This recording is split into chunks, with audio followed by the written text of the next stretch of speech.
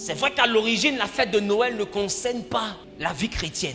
C'est vrai qu'à l'origine, il s'agit d'un cérémonial profane dédié à un Dieu lumière. Mais ceux qui l'ont dit disent que Christ étant une lumière, sa naissance est un peu comme la matérialisation de ce Dieu-là. Alors ils décident de le célébrer à cette période. Si le monde décide de privilégier Christ, de dire que notre lumière, là, on l'a assimilée à Christ, mais c'est qu'ils ont compris Jean chapitre 1.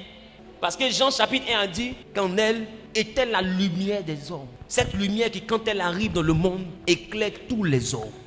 Non, c'est eux qui disent que la lumière, là, c'est la parole de Dieu. C'est qu'ils ont accepté Jésus.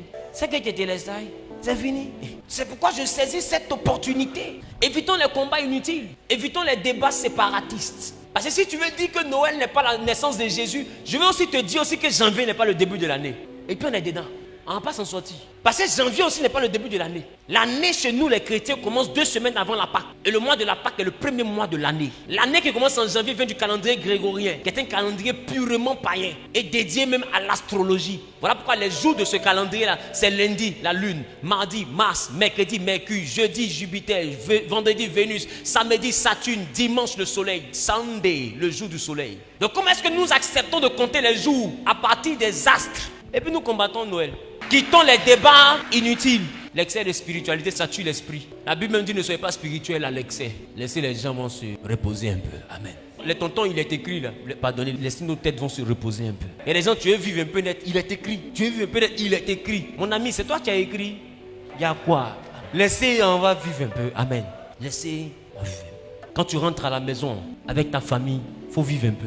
Non, vous combattez comme tu te comportes comme un ange, il faut aller au bout là-bas. Même Jésus partait dans le mariage.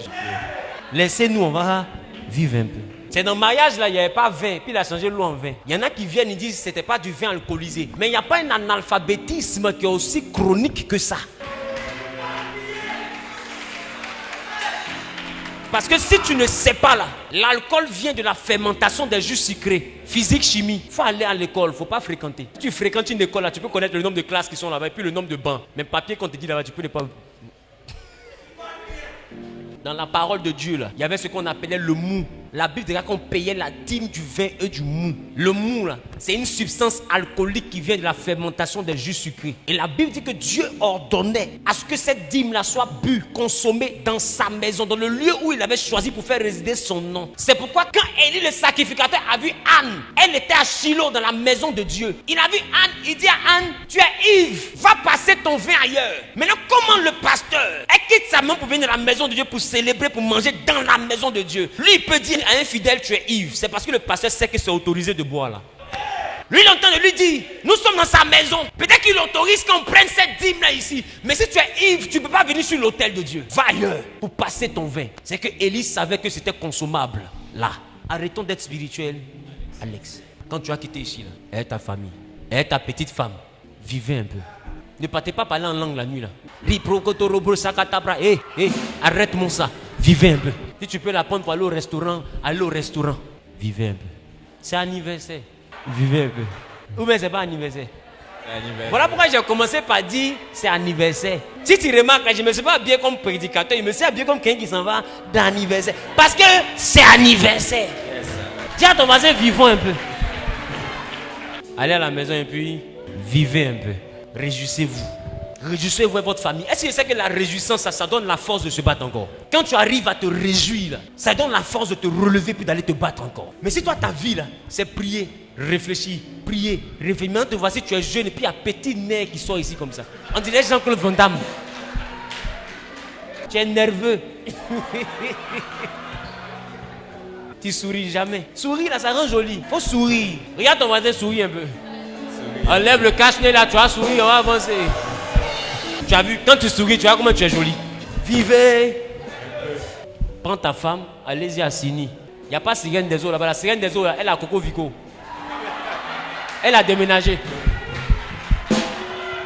Elle n'est plus à Bassam. Elle est au marché Belleville là-bas. Sirène des eaux qui est en ville ici là, ça dépasse ce qu'il y a dans l'eau là-bas. Dans l'eau là-bas, c'est poisson cap.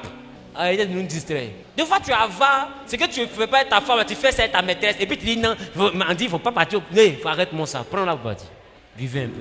Si tu es une femme, regarde ton mari, il faut que tu aies compris. Quand tu dis ça, on vive, tu as compris. Vivez un peu. Les gars, on ne sait pas quand on s'en va. Au ciel, là, il n'y a pas plage. J'ai lu Apocalypse, j'ai eu peur parce que j'ai vu qu'il n'y a pas Assini là-bas. La Bible n'a pas parlé de la plage dans Apocalypse. J'ai dit donc, c'est ici, je ne suis pas parti à la plage sur la terre. C'est fini. Si je ne nage pas ici, c'est fini. Nageons. Vivez un peu. Demain, là, c'est férié. Tout ton argent, tu gardes là. Si tu meurs, là, tes chaussures, là, quelqu'un va porter. Porte, sors un peu avec tes enfants demain. Allez dans un endroit où les enfants vont aller au manège. Vis un peu. Il ne faut pas avoir le diable partout. Manège, ça fait comme ça. Ça, c'est un esprit de mort. Arrête-moi ça. Tu commences à avoir le comportement de Tarzan. C'est tourner comme ça, les petits blancs font et puis ils sont plus intelligents que nous ici. Donc il faut tourner un peu, on sait jamais, ça peut remettre ton esprit en place. Tourne. La période de fête là, c'est pour fêter. La période de fête là, c'est pas pour prier. Jésus dit, on lui demande, mais tes disciples là, pourquoi ils ne jeûnent pas? Il dit, hey, est-ce que les conviés au mariage peuvent jeûner pendant que l'époux est eux? Manger. Je n'ai pas dit ça, mais... Dis à ton voisin, vivons. Regarde, tellement on ne vit pas là, les gens n'ont pas envie de devenir chrétiens. Tu fais ça, péché. Tu fais ça, péché. Il y a quoi? Quitter devant nous. Vivons. Et puis je te dis, vivre là, ça ne veut pas dire aller pécher. C'est pas parce que tu t'amuses que tu pêches.